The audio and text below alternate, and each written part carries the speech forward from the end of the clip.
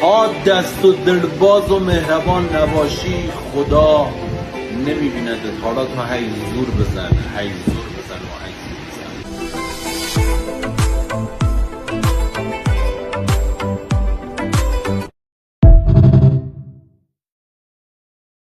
من از ملک پدر کردم جدایی، گرفتم با غریبان آشنایی. غریبان حالت خوبی ندارند، اول مهر است و آخر بیوفایی. اگر شیر و شکر غربت بنوشم، به مانند گدایی وطن نیست. احسن. اگر داد دلم با کوه بگویم،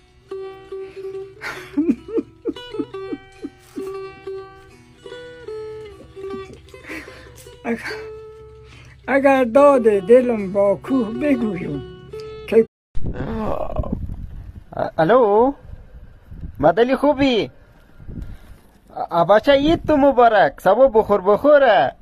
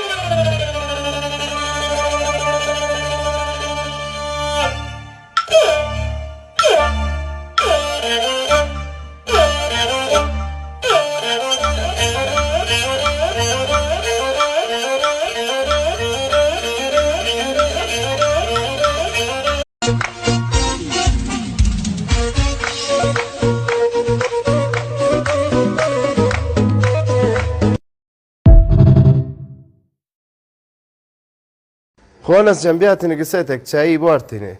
داداش چایی بل پایی درو چانو آتون فقط تاگوشیم باند ماشینی نداره بوش ما یک جارم پنه مازیده كلك لازم بيها قصيتك. سلام دایی همیشه پوچه که گوشته برا بیاره ایشو بازاری مردم اوتی زاگان جوانیم پوچه گرن تو گرهش دارین تا ما بازاریم پوچ پا ما گره ای ساله کوشان پا ما واقع جتا گرد تگه اشتگه تا پاقش پس بوتن نامه داره. رامان جان یک لحظه کلیوان اپی پا منه کاره باشا چشمنس یک لحظه بوشت. یک لحظه بیا کاکا قصیتا